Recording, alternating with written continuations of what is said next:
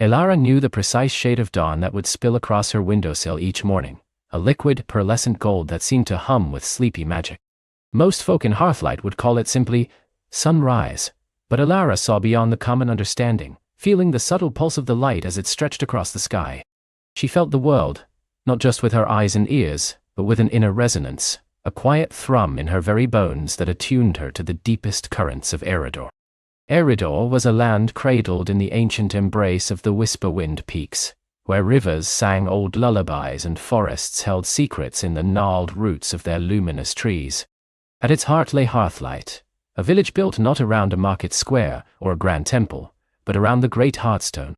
This colossal crystal, taller than the tallest house and wider than 3 carts abreast, had for centuries been the vibrant heart of Eridor's magic, radiating a soft, perpetual glow that warmed the very air and nourished the soil. It was the reason the sun-petal flowers on Elara's window box unfurled with such brilliance, why the water from the village well tasted of starlight, and why the old storytellers could weave tales so vivid they seemed to shimmer in the air. But lately, Elara felt a different hum. A lower, slower thrum. The pearlescent gold of dawn was just a fraction less vibrant than it had been a year ago, the sun petals a whisper less luminous. The water, while still sweet, lacked the faint, sparkling tang she remembered from her earliest childhood. Most adults, if they noticed anything at all, dismissed it as the natural ebb and flow of things, the subtle changes of the seasons. The Hearthstone has seen 1,000 winters, child, her father would say, ruffling her hair with a calloused hand. It changes, as all things do. But Elara knew it was more. She could feel the subtle withdrawal, like a hand slowly pulling back from a comforting touch. She was 12 summers old, with eyes the color of moss after a spring rain and hair the shade of dried heather. She was often quiet, preferring to observe the dance of motes in sunbeams, or the way the willow-whisper leaves gossiped in the breeze. While other children chased fireflies or played games of mountain trolls and brave heroes by the river, Elara would sit by the Hearthstone, pressing her palm against its cool, smooth surface, trying to decipher the fading language of its light. The Hearthstone, even in its current state, was still magnificent. Its facets, polished by centuries of wind and weather, caught the light and refracted it into a kaleidoscope of gentle colors that danced across the village square. In the evenings, when the sun dipped behind the Whisperwind Peaks, the Hearthstone would glow with its own inner light, casting long, shifting shadows that turned the familiar houses into fantastical shapes. But the light, Elara noted with a growing sense of unease, was no longer the deep, resonant sapphire blue it once was. Now, it leaned more towards an ethereal, almost milky white, and the warmth it radiated was fainter, as if it were breathing shallower breaths. This morning, as she slipped from her cot, the first thing she noticed was the single sun-petal flower on her windowsill that hadn't quite opened. Its petals, usually eager to greet the light, remained curled inwards, a pale, hesitant green. She knelt beside it, her brow furrowed, and gently touched its closed bud. She felt the usual spark of life within it, but it was muted, like a memory of a melody rather than the song itself. "Good morning, little sleeper," her grandmother, Lyra, called from the kitchen, the scent of fresh-baked oat bread already wafting through their small cottage. Lyra was a woman of quiet strength and ancient eyes, her silver hair braided into a coronet around her head. She moved with the slow, deliberate grace of one who knew the rhythms of the earth, her hands gnarled but gentle. Unlike her parents, Lyra never dismissed Elara's observations as childish fancy. She would listen, her gaze steady and knowing, sometimes offering a single cryptic word, sometimes just a soft hum. Elara joined her at the small wooden table, where a bowl of berry porridge awaited her. "The sun petal didn't open, Nana," she said, her voice soft. Lyra looked at the window box, her eyes lingering on the hesitant flower. "No, it didn't, did it?" she murmured, her voice a low rustle like leaves in a gentle breeze. She poured Elara a cup of warm milk, its surface shimmering faintly. "The world is a tapestry, child. When one thread frays, the whole pattern can shift." Elara stirred her porridge slowly. "It feels thinner," she said, trying to put words to the elusive sensation. "Like the air is holding its breath." Lyra hummed, a sound that seemed to vibrate with unspoken wisdom. "Perhaps it is. The Hearthstone breathes for us all, Elara, and when its breath grows shallow. She let the sentence hang in the air, unfinished, but its unspoken implications settled heavily in Elara's chest. After breakfast, Elara went about her chores, helping her mother tend to the garden, which, too, seemed to require more coaxing than usual to yield its bounty. The moon moss, usually a vibrant iridescent green, was splotched with duller patches. The dewdrop berries, famed for their sweet concentrated burst of magic, were smaller and fewer. Later, she sat by the village well, drawing water for their evening meal. The well was fed by an underground spring, touched by the Heartstone's magic, and its water was usually so clear you could see the smooth, ancient stones at its bottom, glowing faintly. Today, the water was still clear, but the stones seemed to merely reflect the light, not generate it. As she lowered the bucket, she heard a faint, almost imperceptible shush from the well's depths, a sound like a sigh. She peered down, but saw nothing amiss. Was it just the wind? Unwind? Or was it the well itself, sighing in sympathy with the fading Heartstone? The feeling of unease grew throughout the day. When she went to the weaver's shop to pick up mended cloaks, the usually bright, dancing threads on the loom seemed to cling to their bobbins with less enthusiasm. The weaver, old Master Thistle, rubbed his eyes frequently. "My sight isn't what it used to be," he grumbled, though Elara remembered his sharp eyes just a few months ago, capable of threading the finest gossamer. As evening approached, Elara made her way to the village square, drawn by an invisible thread to the Heartstone. It was the custom in Hearthlight for families to gather in the square as the sun set, to share stories and bask in the Heartstone's comforting glow. Children played games of tag around its base, their laughter echoing cheerfully. But even their joy seemed a little less boisterous tonight. Elara found her usual spot, a smooth, worn patch of ground where the Heartstone's gentle warmth was most palpable. She leaned back against its colossal base, its surface cool and slick beneath her fingers. She closed her eyes, trying to feel its pulse, to understand its whispered complaints. For a long time, there was nothing but the distant chatter of the villagers, the rustle of leaves, and the murmur of the river. Then a subtle shift. It wasn't a sound or a visible change, not at first. It was a feeling deep within her chest, like a chord had been struck, then abruptly muted. Her breath hitched. She opened her eyes. The Heartstone. Its milky white glow had just, for the barest fraction of a moment, flickered. Not like a lamp sputtering, but like a breath held too long, then exhaled with a struggle. And in that same instant, the world around it seemed to dim. The vibrant blues of the twilight sky seemed to recede. The greens of the surrounding trees dulled, and the cheerful reds of the hearthlight banners hanging from the houses faded to a muted rust. The very air felt thinner, colder. Then, just as quickly, it returned. The faint white glow, the muted colors. But Elara had seen it. She had felt it. The Heartstone was not merely dimming gradually, it was struggling. A prickle of fear, sharp and cold, ran down her spine. No one else seemed to have noticed. The children continued their games, their parents chatting. Only a handful of the older villagers, including Lyra who sat on a nearby bench, seemed to pause, their gazes unfocused, as if a fleeting shadow had passed across their minds. Elara scrambled to her feet and rushed to Lyra. "Nana, did you see it? The Heartstone, it flickered," she whispered urgently, her voice trembling.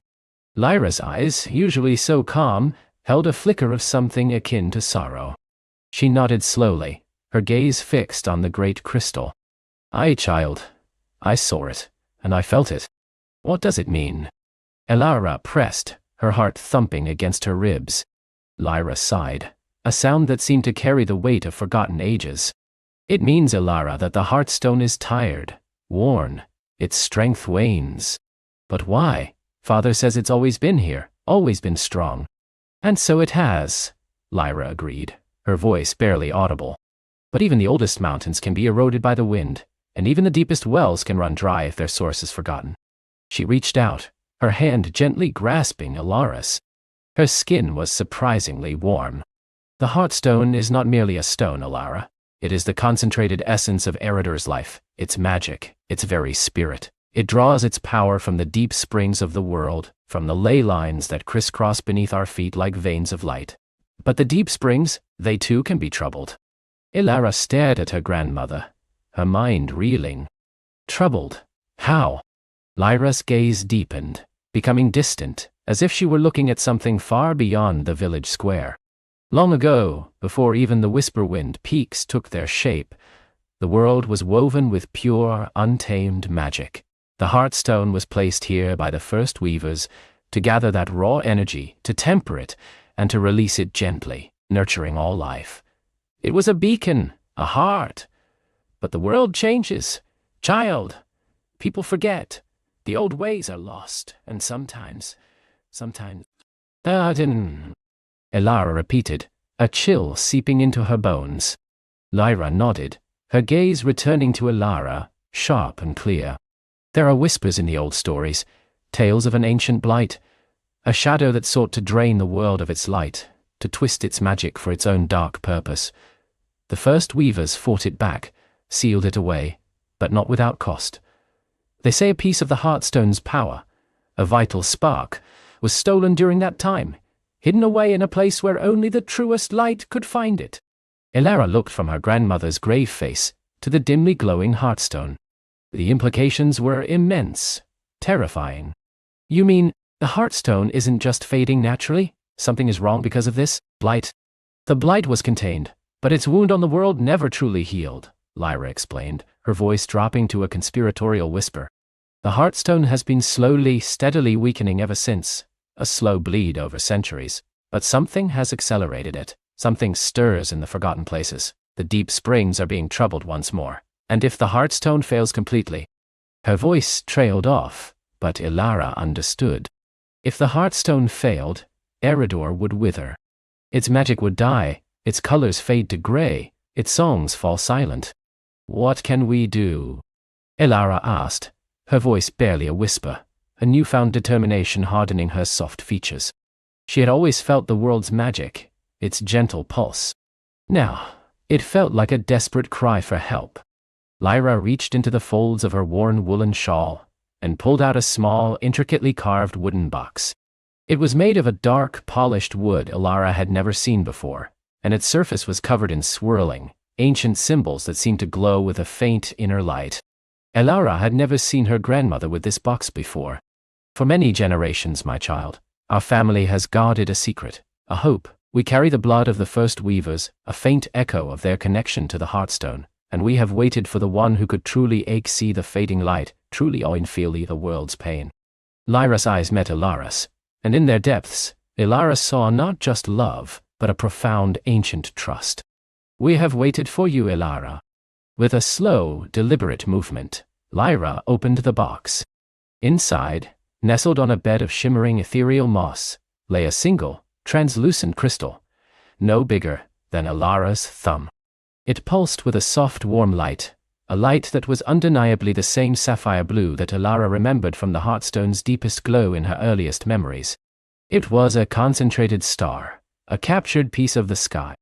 This, Lyra said, her voice reverent, is a fragment of the Heartstone itself, a shard broken off during the time of the blight, taken not by the shadow but by the first weavers themselves, to be hidden and protected until it was needed. It is a key, Ilara, a guide. It holds a memory of the Heartstone's true power, a faint echo of its prime, and it can lead you to what was lost. Ilara reached out a trembling finger, hovering over the tiny glowing crystal. She felt an immediate connection, a surge of warmth that spread through her arm, calming the fear in her chest and replacing it with a quiet awe.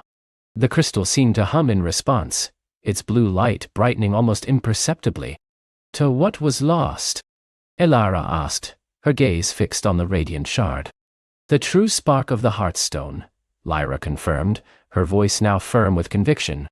The essence that was stolen, hidden away by the blight, deep within the forgotten places. The first weavers knew that one day, the Heartstone would dim so severely that only this shard, combined with the pure sight of one of their lineage, could awaken its lost power and guide it home. Ilara looked up at the great Heartstone, then back at the small, intensely glowing shard in the box. The weight of her grandmother's words, the centuries of waiting, the fate of Eridor. It all settled upon her young shoulders. It was a daunting, almost impossible task. But as she looked at the sapphire shard, she felt a quiet strength stir within her, a certainty that she was meant to do this. The world was indeed a tapestry, and a vital thread was fraying, and it was calling to her. Where do I go?" she asked, her voice steady now, though her hands still trembled slightly. Lyra closed the box. The sapphire light now contained, though its warmth still emanated from the polished wood. "The shard will show you the way, child. It hums with the memory of the lost spark, a song that only you can truly hear. But the path will not be easy. The forgotten places are forgotten for a reason. They are wild and untamed, and hold dangers that slumbered for ages. You will need courage, wisdom, and a heart full of light." Elara took a deep breath, looking around at the fading twilight, at the dimmed hearthstone, at the oblivious faces of the villagers. The magic was fading, but she was not. She felt a spark ignite within her, a new kind of hum, echoing the sapphire light of the hidden shard. The world needed her. And for the first time, Elara felt truly, utterly ready. The village lights, usually so comforting, now seemed distant, fragile flickers against the encroaching night. Elara stood there, the cool air raising goosebumps on her arms, but the spark within her burned warm and steady. The world needed her. And she, for the first time, felt truly, utterly ready. Her heart thrummed with purpose. The hearthstone's hum, though faint to others, resonated clearly within her, a silent call to adventure. She knew she couldn't waste a moment. The village slept, oblivious to the fading magic, and she understood why the voice had chosen her alone. This was a quest for one, for a heart untainted by doubt, unbound by the worries of daily life. Quietly, Elara slipped back to her small cottage. The air inside felt heavy with slumber, her parents breathing softly in their room. She moved with the grace of a shadow, gathering only what was essential. A sturdy cloak against the night's chill, a small pouch of dried berries and nuts, a water skin, and the smooth, lucky pebble her grandmother had given her years ago. She paused by her window, looking out at the silhouette of the great oak, its branches reaching like ancient arms towards the star-dusted sky. A whisper of reassurance seemed to drift from its leaves, a silent blessing. With one last glance at her sleeping home, Elara unlatched the cottage door and stepped out into the deepening twilight. The path to the edge of the village, usually bustling with activity, was deserted. The air grew cooler, carrying the scent of damp earth and distant pines. She walked past the last few houses, their windows dark, their hearths banked for the night. The familiar stone wall that marked the village boundary loomed ahead, a low, comforting barrier that had always defined her world. Tonight, it felt like a starting line.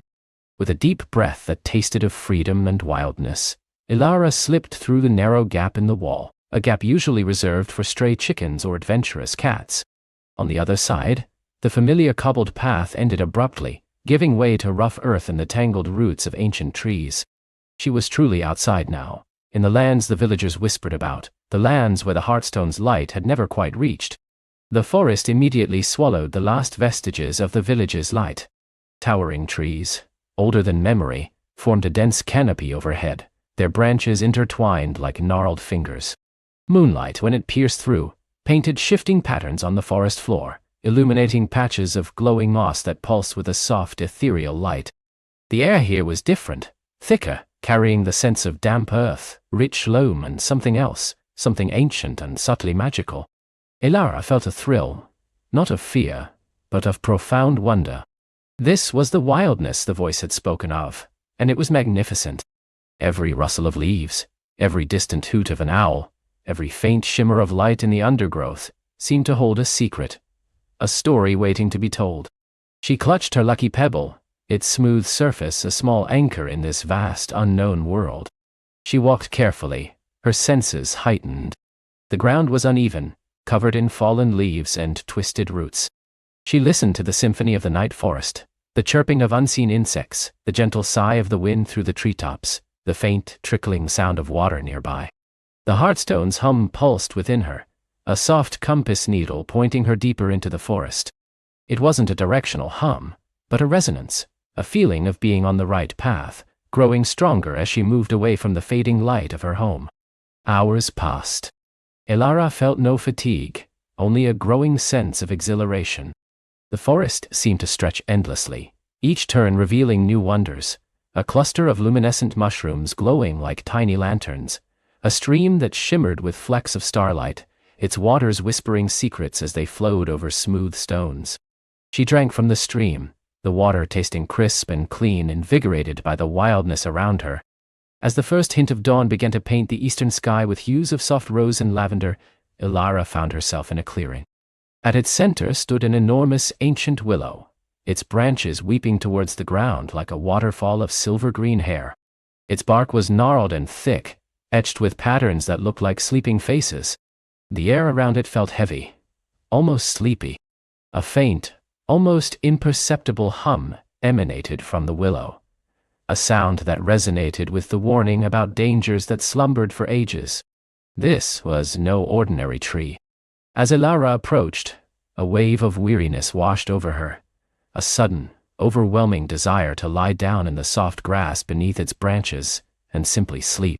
Dreams, soft and inviting, began to tug at the edges of her mind, promising comfort and forgetting. "Be wary, little light-bearer," a voice whispered. Not from the tree, but from somewhere very close, a voice like the rustling of dry leaves. "The slumbering willow offers sweet dreams, but wakes with empty hands." Ilara started, her eyes darting around. She saw nothing, yet the voice was clear, crisp, and slightly amused. The weariness, though still present, was momentarily pushed back by surprise. "Who's there?" she asked, her voice a soft query in the pre-dawn quiet. A small bundle of twigs and moss, no larger than her hand, detached itself from the base of a nearby fern. Two bright emerald eyes blinked open within its leafy form. It had tiny, delicate limbs made of interwoven roots, and it moved with a jerky, inquisitive grace. "Glim," the creature chirped, its voice a surprising melody of rustling leaves and tiny bells. "And you, Ilara, are quite far from your hearthstone." Ilara knelt, fascinated. "You know my name. And you can speak?" Glim tilted its leafy head. "The forest knows many things, little spark, and some of us speak in ways you might not yet understand. But yes, the willow, it speaks through dreams, and it hungers for the light of those who listen too long."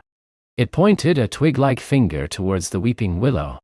"It would weave your courage into its roots, and leave you dreaming forever." Ilara shivered, the allure of the willow suddenly feeling menacing. "Thank you, Glim, you saved me." "Saved is a strong word," warned perhaps. Glim rustled, hopping closer. "You carry a shimmer, a resonance with the great heart. It drew me. We rarely see such pure light venture so deep. What brings you to the edges of the forgotten woods?" Ilara hesitated, then decided. This creature, small as it was, seemed ancient and wise. "I am searching for a sapphire shard, to rekindle the hearthstone of my village." Glim's emerald eyes widened, glowing brighter. "A sapphire shard? The hearthstone's echo? That is a quest for the ages. The last time such a quest was undertaken, well, the moss remembers little of that, save for the great silence that followed." It hopped onto Ilara's outstretched hand, surprisingly light. "You have courage, little spark, and a heart full of light indeed. But the path to the hearthstone's true echo is not straight, nor is it clear." "Then you know where it is?" Ilara asked, a surge of hope lifting her spirits. Glim rustled, thoughtfully. "No one knows its exact resting place. Not anymore. Not even the oldest of us. But there are whispers, tales carried on the wind, echoes in the roots. The shard, it is said, lies in a place of deep magic, where the veil between worlds is thin. A place where the ancient song of the world still hums." "Where is that?" "Many places claim such a song," Glim mused. "But the strongest echoes, the most vibrant whispers, speak of the crystal veins beneath the whispering peaks, or the sunken grove in the heart of the emerald mire, and perhaps the fading falls where light goes to sleep." "Ondirne, Trebrigan for a day." Ilara looked around the vast, ancient forest. "How will I know which way to go?" "Your shimmer, your connection to the hearthstone, will guide you," Glim said, tapping a tiny root finger against Ilara's chest. "But you will need to learn to listen to it, not just feel it, and you will need eyes that see beyond the visible, and ears that hear the silent songs." "Perhaps," Glim added, its voice tinged with a playful curiosity. "I could be your extra set of eyes and ears. The forest reveals more to its own after all." Elara smiled, a genuine, joyful smile. "I would be grateful for your company, Glim." "Excellent," Glim chirped, hopping onto her shoulder and nestling among her hair. "Then let us begin anew. The sun rises and the forest stirs. Let us walk with purpose, little spark." As the sun climbed higher, painting the forest with golden light, Elara and Glim continued their journey. Glim proved to be an invaluable guide. It pointed out hidden paths, warned her of slippery roots, and shared fascinating tidbits about the forest's inhabitants. It taught her to identify edible berries and mushrooms, and which plants offered comfort or healing. The forest, once a place of unknown dangers, began to unfold its secrets under Glim's tutelage. They avoided the slumbering willow, circling wide around its dream-laden aura. Glim explained that the willow was not evil, merely ancient and lonely, seeking company through the dreams it offered. "It means no harm, but its embrace is eternal," Glim had said, a hint of sadness in its rustling voice. Their journey led them deeper into the forgotten woods. The trees grew even taller here, their trunks draped with shimmering vines and phosphorescent moss. The air hummed with a tangible energy, and strange, beautiful flowers bloomed in impossible colors, their petals glowing faintly in the filtered sunlight. Elara felt the heartstones hum within her growing stronger, a steady beat guiding her forward. "The whispers are strongest towards the northwest," Glim chirped from her shoulder, pointing a twig towards a particularly dense part of the forest. "Towards the place where the earth breathes cold." "The crystal veins," Elara guessed, remembering Glim's earlier words. "Perhaps, or a prelude to them," Glim replied. "The crystal veins are deep, little spark, far beneath the roots of the world, but the whispering peaks above them, they hold secrets close to the sky." They journeyed for what felt like endless hours, the forest growing more and more ethereal. The light grew softer, as if filtered through layers of silk. The ground began to slope gently upwards, and the air grew noticeably cooler.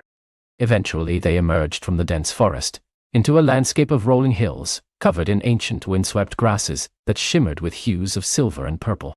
In the distance, rising majestically against the horizon were the whispering peaks. They weren't jagged, intimidating mountains, but rather smooth, rounded peaks, their surfaces gleaming with crystalline formations that caught the light and scattered it in dazzling rainbows. Even from afar, Elara could feel a strange resonance emanating from them, a faint high-pitched hum that harmonized with the heartstone's beat within her. "The whispering peaks," Glim announced, its tiny voice filled with reverence.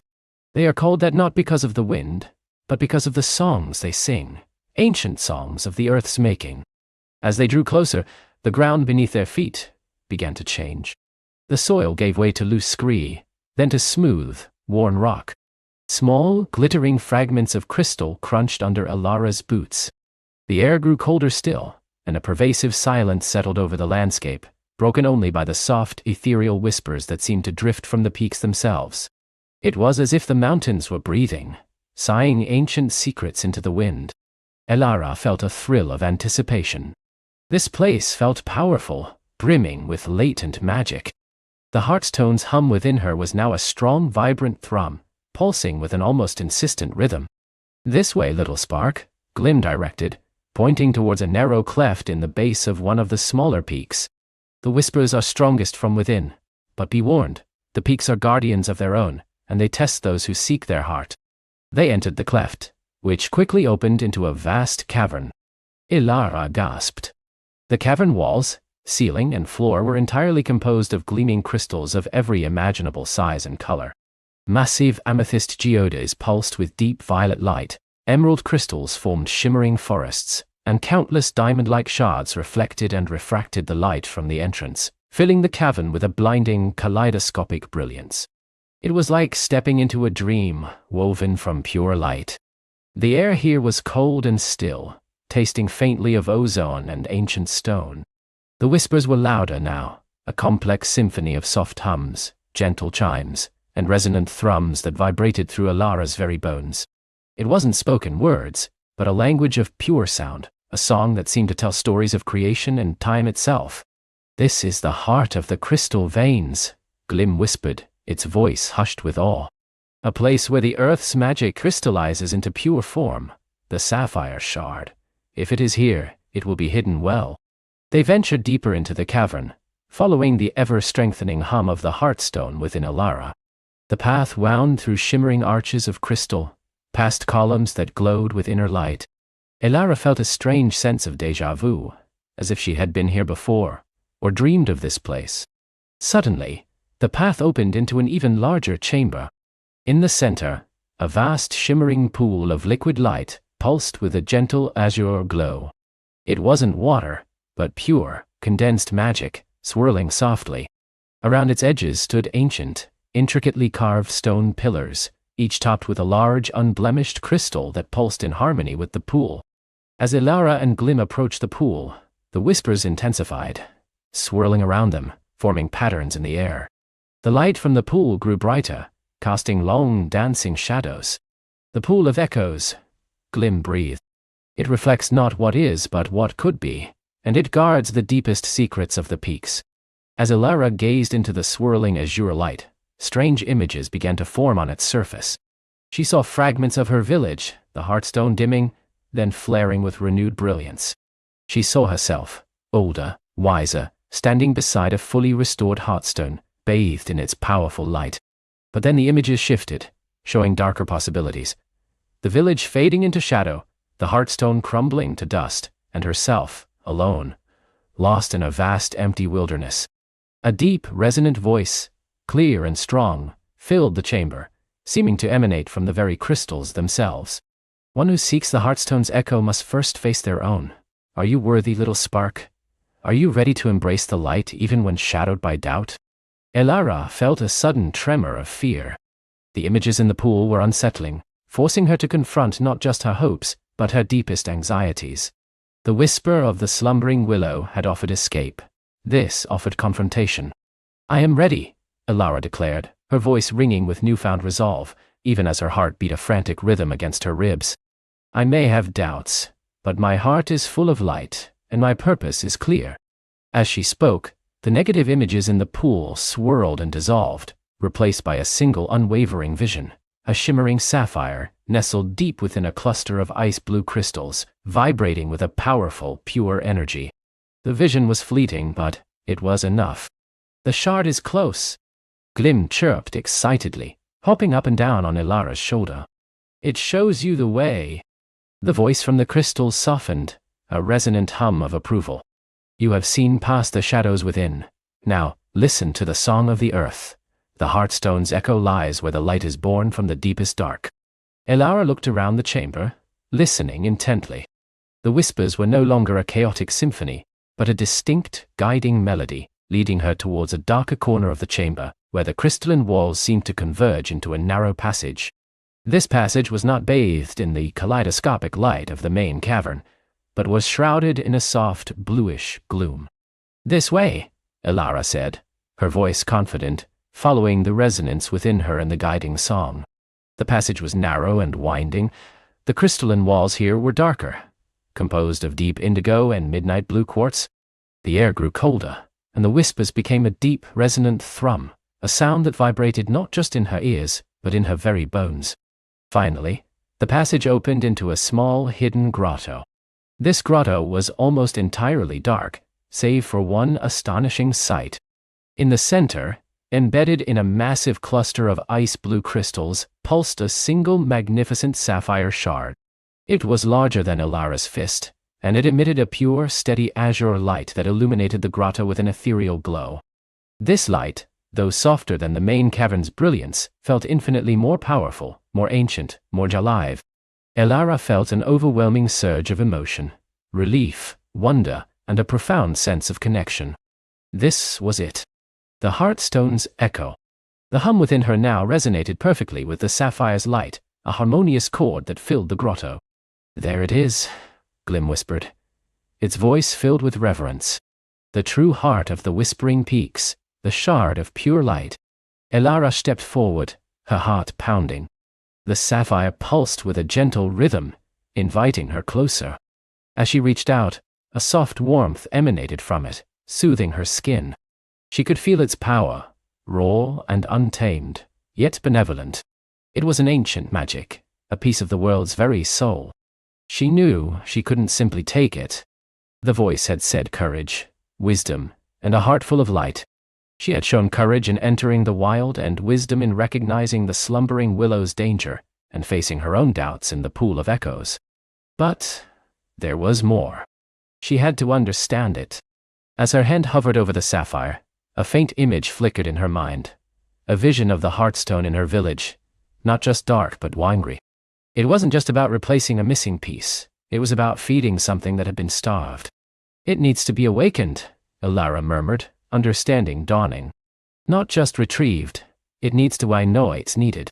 Glim nodded, its emerald eyes shining. "The shards are sleeping, little spark. They must be sung awake," the old ones used to say. "A hearthstone's echo answers only the purest song, sung from a heart it knows."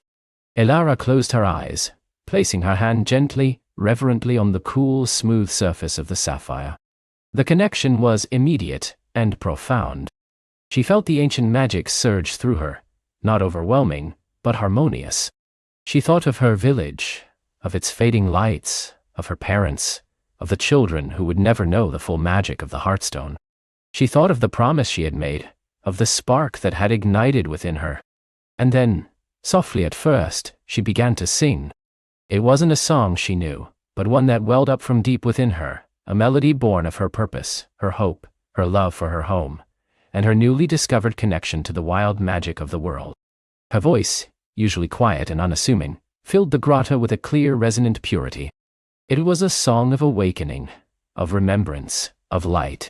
As her song flowed, the sapphire shard began to pulse more strongly, its azure light intensifying, spreading tendrils of shimmering energy throughout the grotto. The ice-blue crystals around it glowed in response, humming with a deep, vibrant sound. The whispers in the crystalline passages outside swelled into a chorus, a magnificent symphony of earth song. The sapphire shimmered, vibrating with renewed life. It wasn't just glowing, it was breathing. Elara felt a gentle tug, a sensation of the shard reaching out, responding to her song. It was ready. Carefully, Elara grasped the sapphire. It detached from the crystal cluster with surprising ease, leaving behind a faint, lingering glow. In her hands it pulsed with a warm, steady light, no longer just a beautiful stone, but a living, vibrant heart. "You have done it, little spark," Glim chirped, dancing with delight on her shoulder. "The first echo is awakened. The hearthstone will sing again." Elara held the sapphire close, its light illuminating her face, reflecting in her eyes. It was even more magnificent than she had imagined. But the voice had spoken of a shard sea, plural. This was just the first. The journey was far from over. With the awakened sapphire clutched securely, Elara turned, ready to face the world once more, her heart full of the sapphire's vibrant light and the thrilling knowledge that her adventure had only just truly begun. The Whispering Peaks had yielded one of its deepest secrets, but the world was vast, and other echoes undoubtedly awaited her call. She felt the weight of her quest, but also the immense power of her purpose.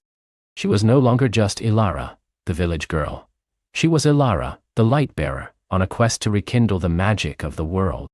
The sapphire pulsed in her palm, a living heart of light, thrumming with an energy that resonated deep within Elara's own being. It wasn't just a physical warmth. It was a song, a silent melody of starlight and ancient earth that sang through her veins, awakening senses she hadn't known she possessed. The air around her seemed to shimmer, the very stones of the cavern floor beneath her feet, now whispering faint echoes of their millennia of existence. A feeling of profound connection settled over her, as if the world itself had just drawn a little closer, its hidden threads now visible to her inner eye. She descended from the heart of the Whispering Peaks with a lightness she hadn't known possible. The treacherous path that had tested her resolve on the ascent now seemed to yield before her, stones settling under her boots, hidden crevices revealing themselves as if lit by an invisible hand. The sapphire, nestled close to her chest, didn't just illuminate the immediate path. It imbued her with an intuitive sense of direction, a subtle pull towards the gentler slopes and safer passages. The biting wind of the high altitude softened as she dropped lower, giving way to the crisp, clean air of the mid-slopes, carrying the scent of pine and damp earth. As she traversed the winding trails, she noticed small changes, subtle yet profound.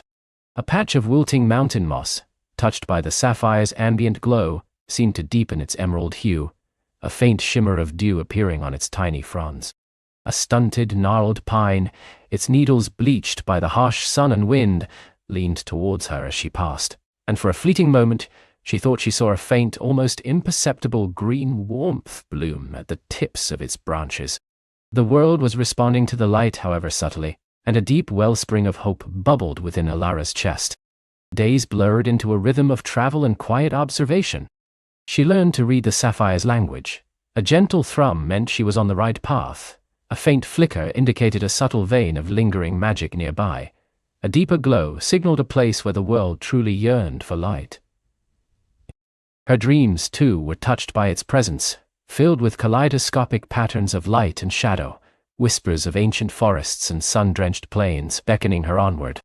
Finally, the stark, rocky slopes of the whispering peaks gave way to the undulating hills of the lowlands, and then a vast, verdant expanse of forest stretched before her. This was the Glimmerwood, a place whispered about in her village, known for its ancient trees and the faint, almost forgotten magic said to linger within its depths. But as she approached, a subtle melancholy hung in the air, a stillness that felt less like peace and more like a sigh. The leaves of the elder trees, though green, lacked the vibrant shimmer she expected. The undergrowth seemed sparse, and the birdsong was muted, a hushed chorus instead of a joyous symphony. Stepping beneath the canopy of the Glimmerwood was like entering a vast, hushed cathedral. Towering oaks, their bark furrowed with centuries of stories, reached towards the dappled sunlight, their branches entwined like ancient, arthritic hands. A thick carpet of moss and fallen leaves cushioned her steps, absorbing sound until only the rustle of her own movements and the faint, steady pulse of the sapphire were audible. The air was cool and damp, carrying the scent of rich earth and decaying wood. Elara moved cautiously, her senses alert. The sapphire in her hand glowed a little brighter here, a hopeful beacon in the muted light. It seemed to be drawing her deeper, towards a faint, almost imperceptible call that only she, with the sapphire's aid, could hear. She found him by a moss-covered stream, a tiny creature huddled beneath the broad leaf of a fern. He was no bigger than her hand, crafted, it seemed, from woven moss and delicate twigs, with eyes like polished amber beads that blinked nervously as she approached. Two translucent dragonfly-like wings, vined with silver, quivered on his back. He was a mossling, a rarely seen sprite of the deep woods, and he looked utterly heartbroken. Beside him, the stream, which should have been a lively babble of clear water, barely trickled. Its banks were dry and cracked in places, and the small, iridescent pebbles that usually lined its bed were dull, coated in a fine, grey dust. A single delicate water lily, its petals usually a vibrant cerulean, hung limp and pale, its surface dull. "Oh, little one," Elara murmured, her voice soft. "What troubles you?" The mossling startled, scrambling deeper under the fern, his tiny wings beating a frantic rhythm. But then his amber eyes fixed on the sapphire cradled in Elara's palm. A gasp, like the whisper of dry leaves, escaped him. The light," he breathed, his voice a reedy chirrup. "It lives. I thought it was gone forever." Elara knelt, offering the sapphire. "My name is Elara, and this is a piece of the light. What is happening here?" The mossling cautiously crept closer, his tiny antennae twitching. "I am Pip," he introduced himself, his voice still trembling. "And the Glimmerwood, it is fading. The magic, it grows thinner each day. The stream of whispering waters, it is the lifeblood of this part of the forest, but its magic is almost dry. The trees, they weep. The flowers, they forget their colors. Soon, the Glimmerwood will be just wood. Wood." His small frame slumped, his wings drooping. Elara felt a pang in her heart. This was the consequence of the fading magic, starkly visible. "Can the sapphire help?" she asked, looking from Pip to the dying stream. Pip looked up, his eyes wide with a fragile hope. "The legends speak of a great light, a source that once fed all magic. Your stone, it feels like an echo of that source. Perhaps, if you shared its song?" Elara took a deep breath. She had felt the sapphire's power, but she hadn't yet truly used it.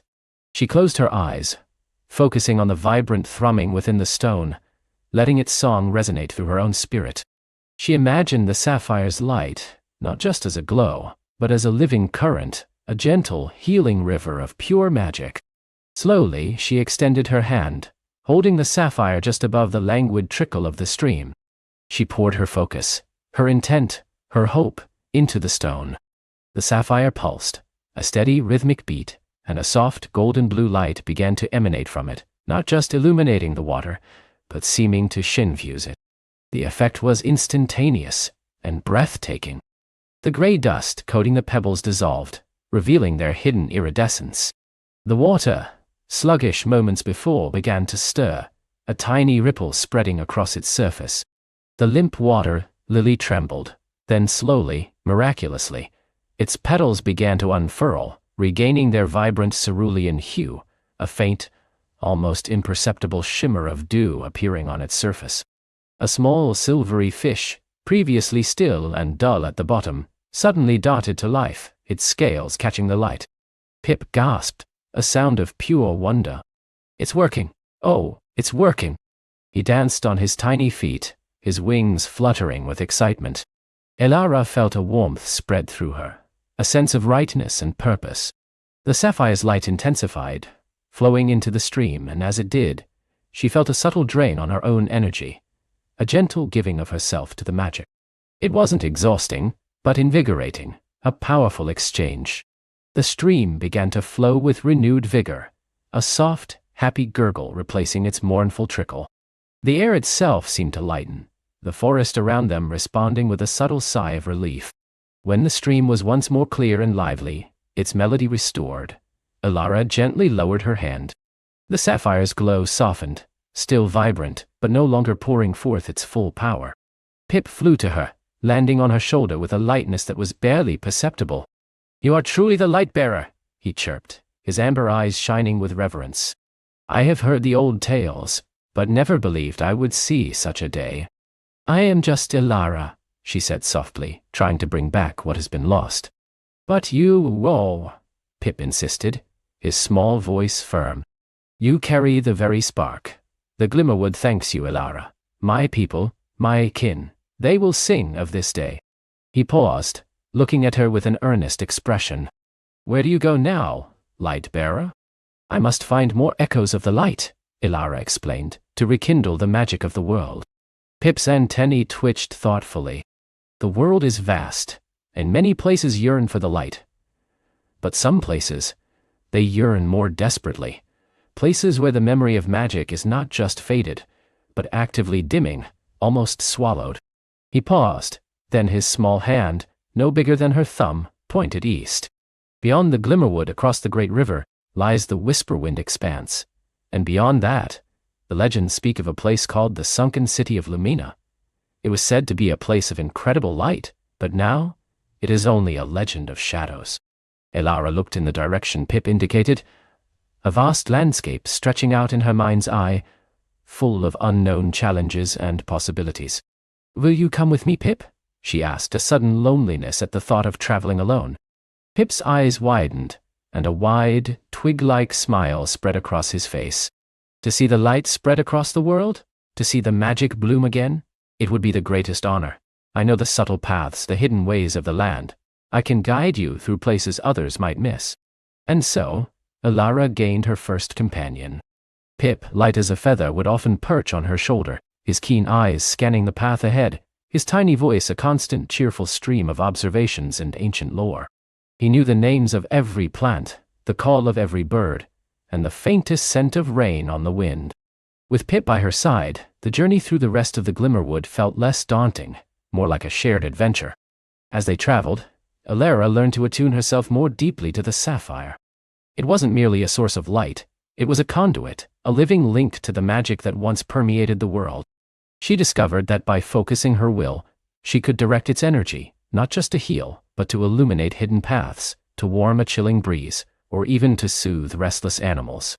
The sapphire would pulse in response, a silent partner in her growing understanding of its power. One afternoon they came upon a section of the forest where the trees were choked by thick, thorny brambles, their branches interwoven into an impenetrable wall. "This path has been lost for generations," Pip whispered, hovering anxiously. "The brambles here grow with a strange dark tenacity. No axe can cut them, no fire can burn them, for they are infused with the lingering sorrow of the forest." Elara studied the thorny barrier. The sapphire pulsed faintly, a sense of resistance emanating from the tangled mass. She closed her eyes, focusing on the sapphire, then on the brambles. She imagined the light flowing from the stone, not as a destructive force, but as a gentle persuasion, a softening touch. When she opened her eyes, she extended her hand, the sapphire glowing steadily. As the golden blue light touched the brambles, something extraordinary happened. The thorns, sharp and menacing moments before, seemed to retract, their points softening, their twisted vines loosening their grip. A faint, almost transparent mist rose from the brambles, carrying with it a scent of old sorrow, which then dissipated into the air. The light washed over them, and where the thorns had been, now soft, pliable leaves unfurled, their edges smooth and green. The path, long lost, opened before them, an archway of vibrant, newly softened greenery. Pip flew through, marveling. "You didn't destroy them, Elara. You healed their sorrow. I have never seen such a thing." Elara felt a deep satisfaction. The sapphire was not just a tool, it was an instrument of restoration, a gentle hand guiding the world back to its true nature. They emerged from the Glimmerwood into a land of rolling plains, bisected by the mighty great river. The river, broad and slow-moving, flowed with a dark, almost murky water, reflecting the gray-blue sky like tarnished glass. Even from a distance, Elara could feel the river's weariness, a profound sadness that permeated its depths. Pip confirmed her intuition. The great river, once called the River of Silver Tears for its clear, shimmering waters, now flows with a heavy heart. Its songs are silent. Its ancient guardians, long departed. They found a small, forgotten ford where ancient, moss-covered stones created a natural crossing. As Elara stepped onto the first stone, the sapphire pulsed with a demanding urgency. She looked down at the water, and saw in its murky depths not just a reflection of the sky, but fleeting shadows, like wisps of forgotten dreams struggling to surface. "The spirits of the river. They are restless," Pip whispered, his voice hushed. "Trapped between worlds, unable to fully pass on or awaken. The fading magic makes their slumber uneasy." Elara knew what she had to do. This was a larger challenge than the stream, a wider expanse of lingering sorrow. She sat on the largest of the ford stones, placing the sapphire on the surface of the water, its light penetrating the murky depths. She closed her eyes, picturing the river as it once was, vibrant, shimmering, teeming with life. She focused her will, pouring all her compassion and strength into the sapphire, allowing its light to flow freely. The river responded slowly at first, a subtle current stirring beneath the surface. Then, the murky waters began to clear, revealing the riverbed below, not just stones, but faint shimmering patterns like ancient glyphs etched into the rock. The shadows that had danced beneath the surface solidified, transforming into ethereal silvery shapes, fish, river spirits, even the faint outline of an ancient river serpent, all swimming in silent appreciation. Their forms were not fully solid, but shimmering with a newfound peace, gradually dissolving into the clearer waters, like mist rising at dawn. The river itself began to lighten, its color shifting from murky gray-blue to a clearer, deeper sapphire, reflecting the sky with a new vibrancy. A faint, melodious hum rose from the water, a mournful song transforming into a gentle lullaby of acceptance and release. Elara felt the immense weight of the river's sorrow lift, replaced by a quiet strength. The sapphire, though still glowing, felt cooler in her hand, its work done for now. They crossed the great river, the water now clear and singing beneath their feet, feeling invigorated, ready for the next leg of their journey. The Whisperwind expanse lay before them, a vast open landscape where the wind seemed to carry whispers from distant lands. Here, the magic was not just faded, it felt akin, stretched to its limits, like an ancient tapestry worn threadbare. The air was dry and carried the scent of dust and distant, unfamiliar blossoms. As they ventured deeper into the expanse, the landscape grew more austere. Sparse, hardy shrubs clung to the dry earth, and towering, wind-sculpted rock formations rose like silent sentinels. The sun beat down with an unwavering intensity, and the sky, once a gentle blue, now held a harsh, unyielding brilliance. Pip, usually cheerful, grew quieter, his small form occasionally shivering despite the heat. "The whisper-wind expanse," he chirped, his voice barely audible above the constant sighing of the wind. "It is here that the shadow blight first took root after the great fading. This land remembers the bite of absence, Elara. The blight does not destroy, it devours the light, the memory, the very essence of magic, leaving only silence and desolation in its wake." Elara felt a chill, despite the sun. This was different from the lingering sorrow of the Glimmerwood or the weariness of the great river. This was an active force, something that I consumed. The sapphire grew cooler in her hand, its glow dimming slightly, as if sensing an opposing force. They traveled for days through the parched lands, the wind a constant companion, rustling through the dry grasses like hushed warnings. The signs of the shadow blight were subtle at first. Colors seemed muted, sounds muffled, and a pervasive sense of emptiness hung in the air. But as they pressed on, the blight became more evident. Patches of ground were utterly barren, devoid of even the hardiest plant life, the earth cracked and gray. Twisted, skeletal trees, their bark blackened and their branches clawing at the sky, stood like grim monuments to a forgotten past. One evening, as the sun dipped below the horizon, painting the sky in bruised purples and oranges, they came upon a sight that made Elara's heart clench. In the center of a vast, desolate plain stood a colossal stone sentinel, easily twice the height of the tallest tree in the Glimmerwood. It was carved in the likeness of an ancient warrior, its face stoic, its hands clasped over a broadsword. But the sentinel was not whole. Great cracks marred its surface, running through its stone limbs like veins of despair. One of its eyes was shattered, and its entire form was coated in a creeping, sooty blackness that seemed to absorb all light, making it appear as a gaping hole in the twilight. "The guardian of the expanse," Pip whispered, his voice trembling. "Once, it stood watch over the flow of magic across these lands, a beacon of strength and protection. But the shadow blight, it has wounded it deeply. It is more stone than spirit now, a memory fading into dust." Elara approached the sentinel cautiously, the sapphire pulsing with a frantic, almost desperate beat. The air around the statue was cold, unnaturally so, and carried a faint, bitter scent. She could feel the immense suffering radiating from the stone, a silent scream trapped within its ancient form. "It's barely clinging to existence," Elara murmured, reaching out a hesitant hand towards the blackened stone. She felt a profound sense of loss, a chilling emptiness that threatened to seep into her own spirit. "The blight feeds on despair, on absence," Pip explained, huddling closer to Elara. "It consumes not just magic, but hope, memory, and purpose. If the guardian falls entirely, this entire expanse will be swallowed by the blight, leaving nothing but a void." This was the greatest challenge yet. Healing a small stream or softening brambles was one thing, but revitalizing an ancient wounded guardian, a sentinel of immense power, felt like a task for gods. Yet, the sapphire thrummed with a fierce determination, mirroring her own growing resolve.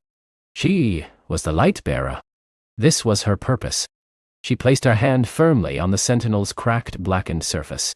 The cold seeped into her bones, but she pushed through it, focusing on the sapphire, on the vibrant light within.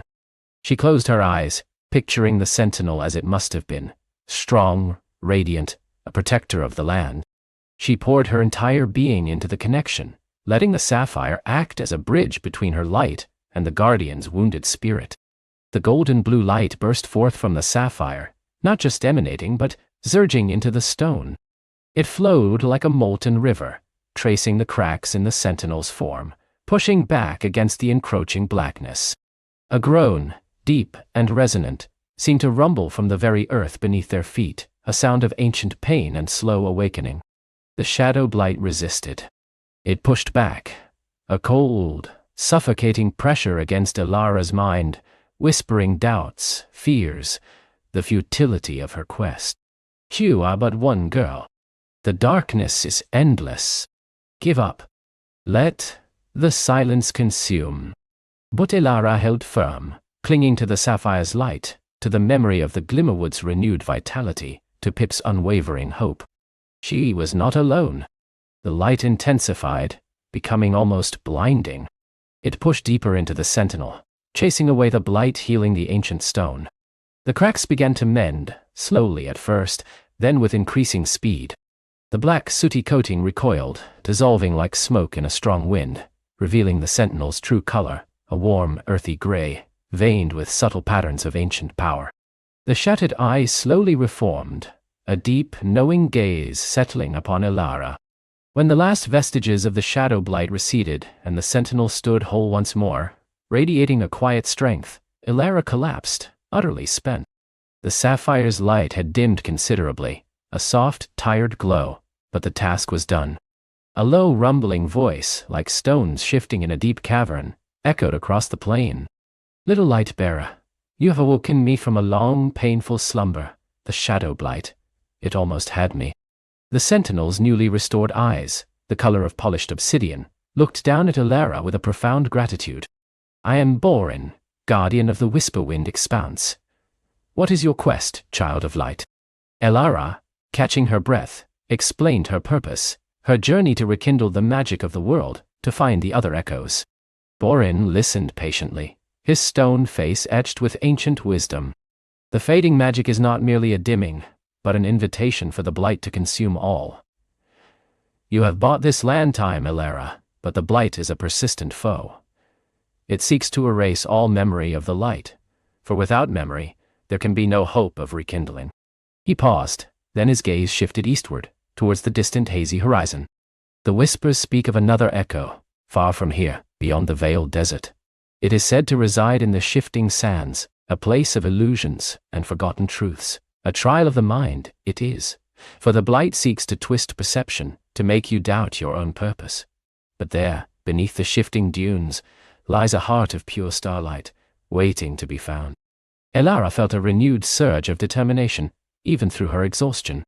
The veiled desert, the shifting sands, another challenge, another echo. The world was vast, and the journey arduous, but with Pip by her side and Borin's ancient guidance, she knew she could face whatever lay ahead. The sapphire, now a gentle, steady pulse against her chest, seemed to agree.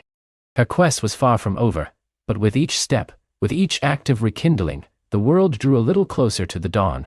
With a soft sigh, Elara drifted to sleep, Pip curled snugly beside her. The sapphire's light cast dancing patterns on the cave walls, a promise whispered by Borin's spirit. The dawn would come bright and full, for those who carried its spark.